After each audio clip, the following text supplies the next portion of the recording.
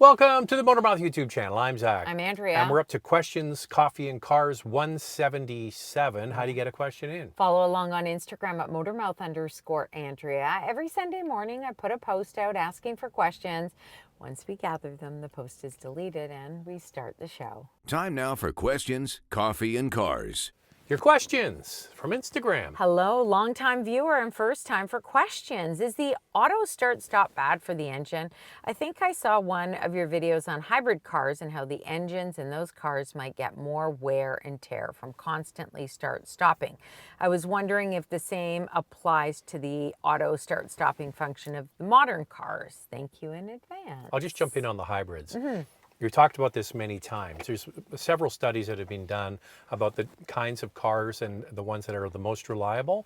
And the most reliable are hybrids. And they're always switching on and off the gasoline engine, mostly a function of Toyota's dominance. Some others have the gas engine on more often, like the Honda system.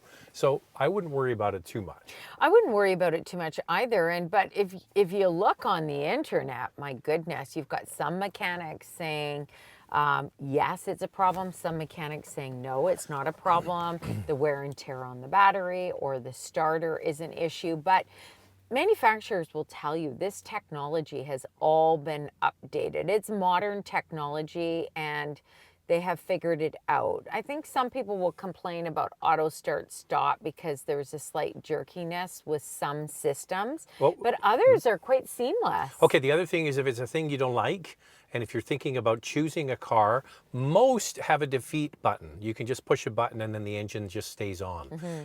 Some brands don't offer that, so when you go and you test drive a vehicle, make sure and find out before you buy it if it has that, because if you're in stop and go, sort of on the highway, that bumper to bumper traffic, the engine could be cycling on and off. Sometimes it's just more relaxing to have the engine running. And one of those vehicles where you can't shut it off is the BMW X2.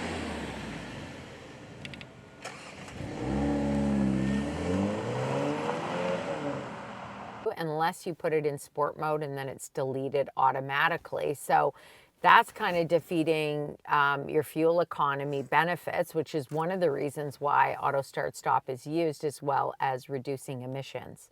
BRZ or GR86. I enjoy the banter between the two of you. I appreciate your to-the-point, no-nonsense reviews. Oh, thank you. Good. It's like, I remember, Andrew, I'm going to answer this question in a kind of a roundabout way. One time I was skiing. This was years ago. I think when we were kind of just first starting dating. And I was up with our friend Sean Elwood, going up the ski lift. And there was an old timer. Yeah. And he was on the ski lift. And he's like a old-time sort of snow bum, right? Ski bum. And I said to him, which mountain do you like better? Do you like Whistler or do you like Blackcomb? And he turns to me and he says, do you like blondes? And I said, yes. He says, do you like brunettes? And I said, yes. He goes, one's a blonde, one's a brunette. There you go. So there you go. One is a blonde, one. You decide if the GR86 is the blonde or the brunette. I do like I don't know why, but I kind of like the GR86 better. That's just me, but they're basically, they're based on the same platform. I changed my answer, Andrea. What's that? I like blondes. Yeah, well. Good answer, right? Probably a good answer for you, Zach, today. Well, I don't know. I mean, I think maybe personal preference. You get in the vehicle. The interior is slightly different, but you do see similarities. So if you're not aware, these vehicles were co-developed with Subaru and Toyota. The engine is a Subaru engine. The direct injection system is from Toyota. It's really a Subaru-led platform. And it's funny you bring this up, though, Andrew, because my friend Vin Pham, who's an engineer at Toyota, he sent me a video, and I didn't get around to watching until last night, where they raced an endurance race in the GR86. Yeah. And I mean, they're beating on this thing for 8 hours straight, going around Mosport, and the car lived on. So there's something about that little car. Great handling. And does the trick. Our neighbor bought a BRZ, the Subaru, and the reason why he bought it is because at the time that was the one that was available to him, and he figured, well, since they're based on the same platform, I'll just go for the BRZ. He really enjoyed it. He no longer has it, and after we got Ruby, our Mazda MX-5, he went and bought the exact same spec as us, and he's Loving the MX-5. He sold his 911. He did. The Porsche Experience Center opens soon in Pickering, Ontario. Will you be going there? And have you ever been to one of their other centers? Guy from Ajax. You know, I haven't personally. I've been invited by Porsche. They were doing a female event.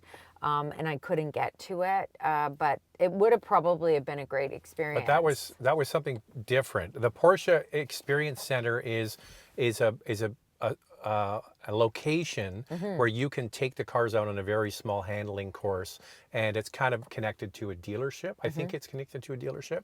The driving experience you're talking about is where they have the weekend, where you go for 3 days. Oh yeah, it was and they going to be wanted a whole thing. Yeah, they wanted you to do the ice experience. It was at Macaglise in Quebec, and I've done that 2 or 3 times, and it's fantastic. And the Porsche driving experience has so many different layers to it. So the big one is in Atlanta. That's where head office is for North America. For Porsche, there's another one in California. They opened the one in Toronto, and then that's a great way for you to go and get your hands on the car without having to buy one. But then they have all of their other classes. They have the tours they do, like they can drive all the way through the mountains, and they'll have all the different sports cars and SUVs.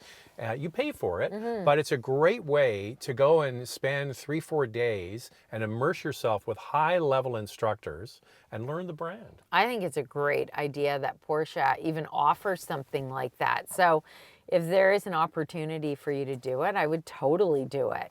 Do you guys think that EVs are just a fad and the trend is going to turn to hybrids in the next few years? No, I don't think EVs are a fad.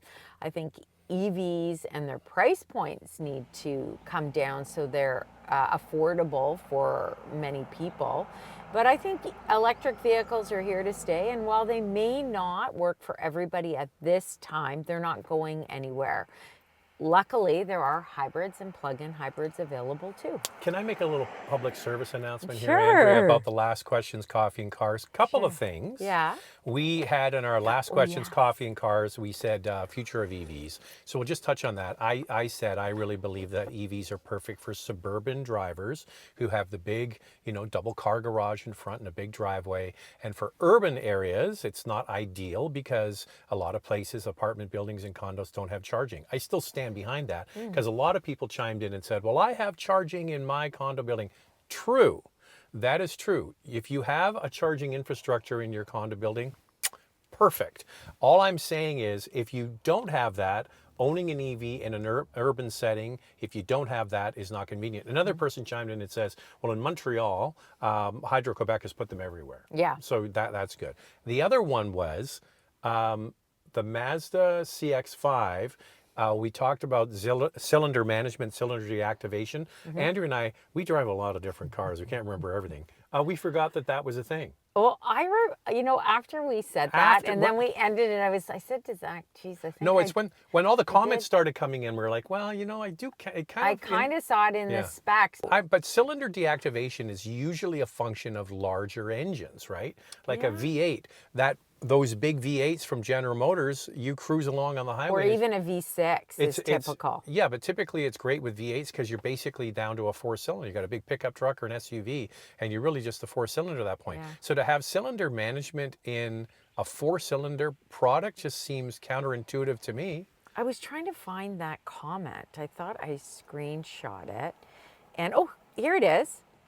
Just bought a 2025 CX-5 GS Comfort. It doesn't have iStop or cylinder deactivation as well as the GX doesn't. If you buy the GT or other higher trim non-turbos, it comes with the iStop and cylinder deactivation.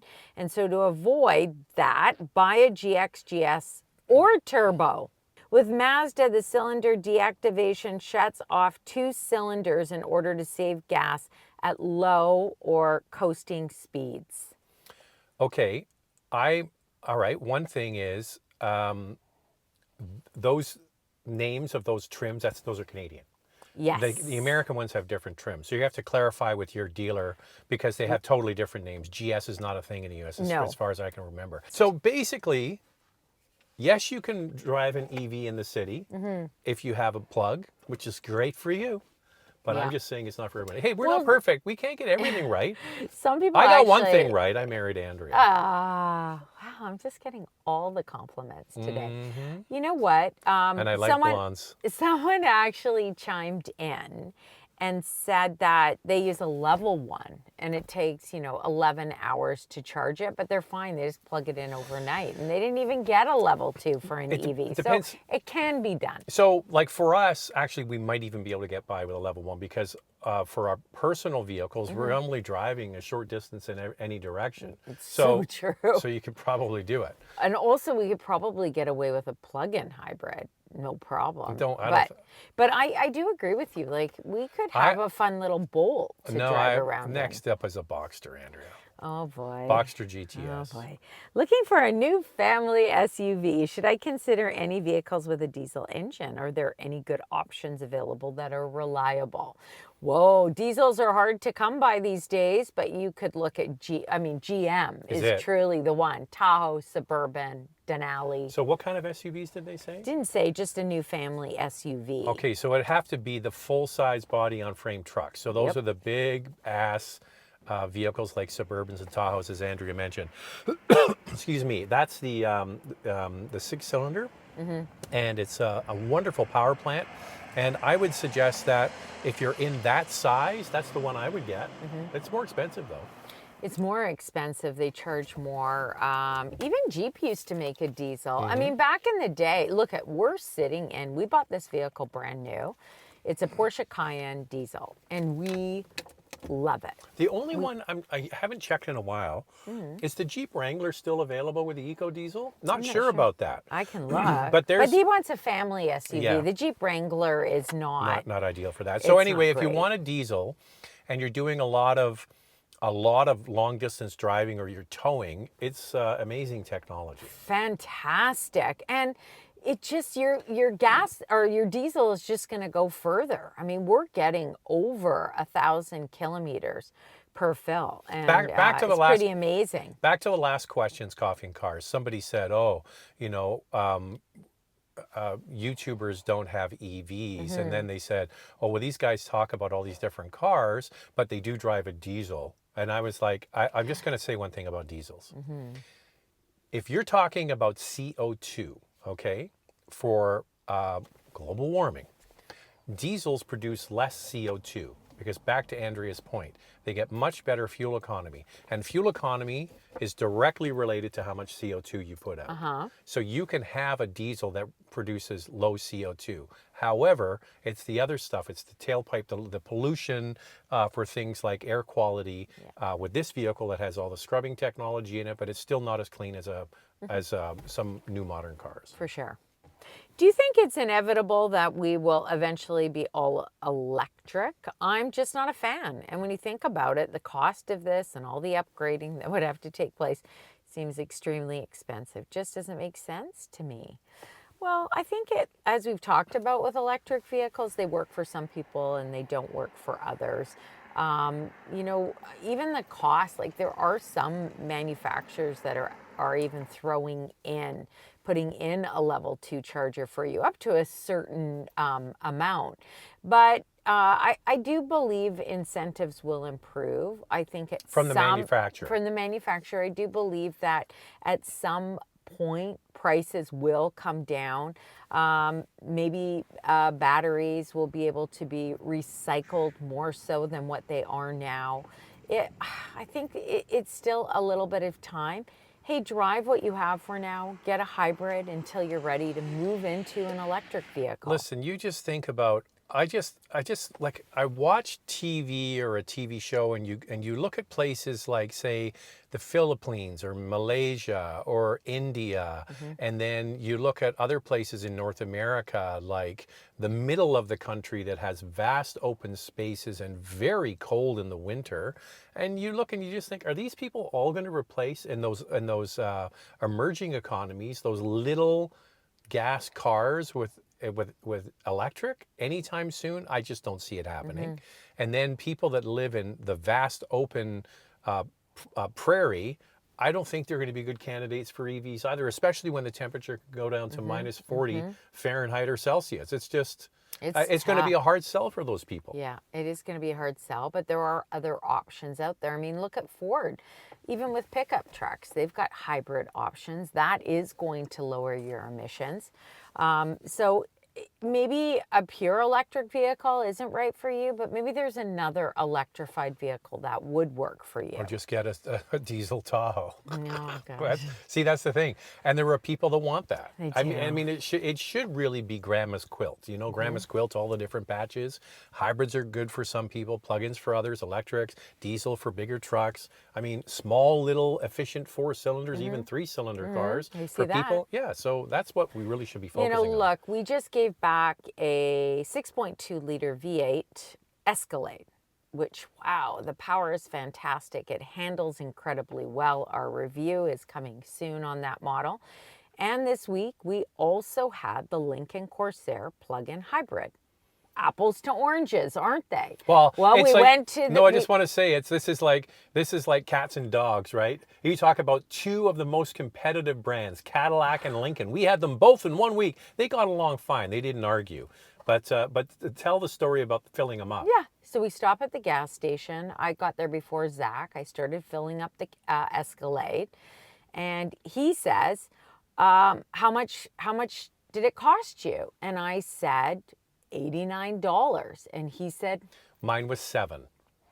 I filled up the Lincoln because it was the plug-in Corsair and it has a 4-cylinder, but I used $7 worth of gas and it took me maybe 20 seconds. Did you use premium on that? No, I used regular. Okay, so I use premium on mine. Yeah, so it's going to be more expensive, but that's the math. If you have a big ass Escalade with a 6.2 liter and it requires premium fuel, Yeah. hang on to your wallet. Yeah. So yeah, Lincoln won that one if it's just about efficiency. But think about that. One was almost $90 and the other one wasn't even $10. Nope. I couldn't believe it when he said it was $7. Unbelievable. Now, we did charge that with a level 1. Yeah. It was plugged in all the time and it was great. Any update on being able to review Rivian vehicles? I know that was a bit of a sore spot a little while back. Have they gotten over it? Well, we haven't heard from Rivian. Gosh, apparently the woman that was the PR rep has moved on. I assume they've gotten over it. Geez, we just had, like I said, the Escalade. We had the Escalade IQ. We talked about how expensive these vehicles are. You got to be a certain kind of person who's in a different financial situation to afford a vehicle. You know, that's $140,000 Canadian. The one that we drove was over 170,000 Canadian. It's just insane for the Escalade. We said the same about Rivian. Yeah, you know the woman that was the PR rep? Apparently she's moved on to another brand. Can't remember what it is. So maybe it's time to reach out. They did say to us we could get vehicles that were less expensive when they come out. Well, we want to get the R2 and the R3, Yeah. but they're not out yet. Do you have any cars that are excited to be in the market soon? Oh, there's lots coming up. Lots.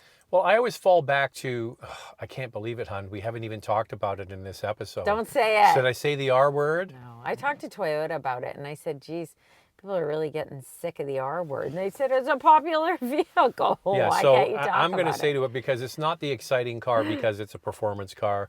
It's not exciting because it handles great. It doesn't have tons of power, but it is the best selling passenger car.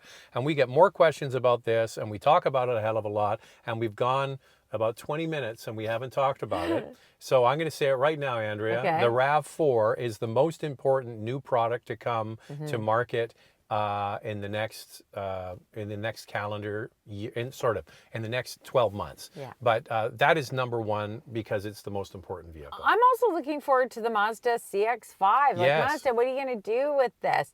Apparently there's a global debut sometime in June, so I look forward to that. What else am I looking forward to? Well, we've got a video coming up, actually tomorrow it will drop, on the CR-V and some of the 2026 upgrades. So stick around for that. We sound lame because we're talking about family passenger vehicles, but that's what we focus on. Yeah. Sure, we like to say, oh, I can't wait to drive this or that. Or the next Okay, how about this one? We booked the BMW Z4. Yes, that'll be fun. The Z4 with But a it's manual already out. transmission. Or I'll translate. The Z4. You know, the thing is that SUVs sell. They're the most popular, and that's what manufacturers are really focusing on. The sun is hitting me now, hon, and I'm baking over here. I So know. Okay, one more question. Enjoyed your review of the Optic. Thinking about leasing EV cars, of these three, do you have a strong recommendation? Lexus RZ or Z, Cadillac Optic, Cadillac Lyric. Most important features are comfort, quiet, driver and passenger user interface that closely resembles ICE car, which is why Tesla is not on the list. well, the RZ or the RZ is going to drop soon with an update. And apparently we're going to be getting a chance to drive it in the summer. So that's exciting.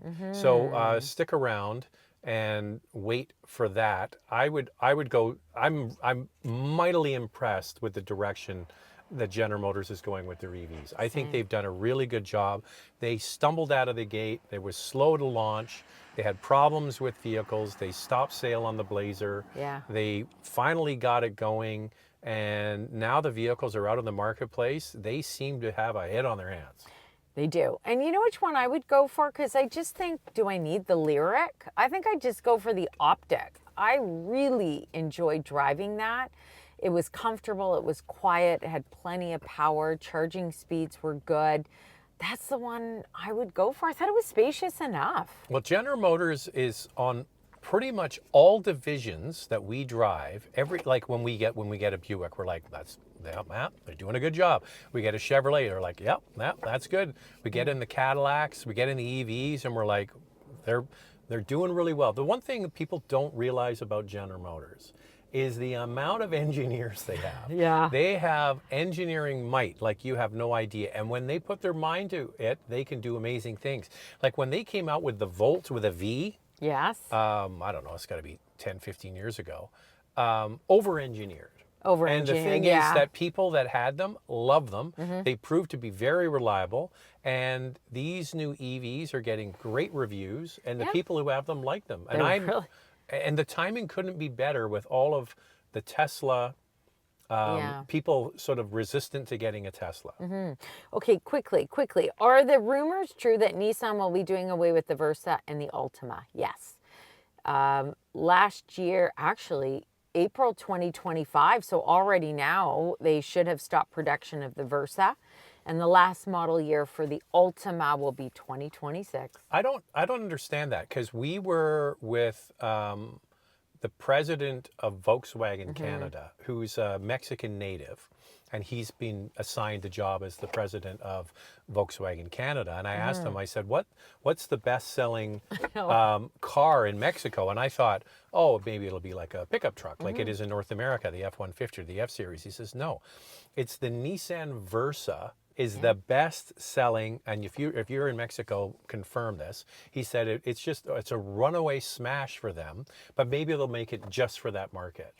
Could be, or maybe they just have plans to bring in an electric vehicle. Maybe they're changing things up there. Maybe they're going to. Well, they've got the Leaf. So Listen, I think that, you know, back to what I talked about earlier, and you look at all of these countries where they need inexpensive little runaround cars, and Mexico on one end of the economic scale is for sure, they're going to maybe just keep making them for that market. They probably could, make them there. But I don't know what the sales are in Mexico. Maybe it's the #1 selling vehicle, but what are the sales? Maybe they need the whole North American market. They need the U.S. and they need Canada. If you're from Mexico, chime in, let us know. Yeah, let us know. And maybe that's a good story. We should go to Mexico and find out. I don't mind Mexico. Sounds good to me. Sounds good to me. Get a little heat. We'll wait for the winter. Margarita, a little tequila. We'll wait till the winter, Andrea. I'm not leaving here in the summer. There's no better it's place so in the summer than beautiful. Vancouver. But the winter, it's a bit dreary. It's a bit gray. And I could go for a hola, dos cerveza. But look at all this green in the spring. I mean, Lovely. it's just stunning here right now. I'm baking here in the sun. Okay, So I'm going to turn let's the wrap car it on. up. I'll see you next time. How do you get a question in? Follow along on Instagram at motormouth_Andrea. Every Sunday morning I put a post out asking for questions. Get it in because it's only up for a short time and it's deleted. And then we start the show. Thanks for watching.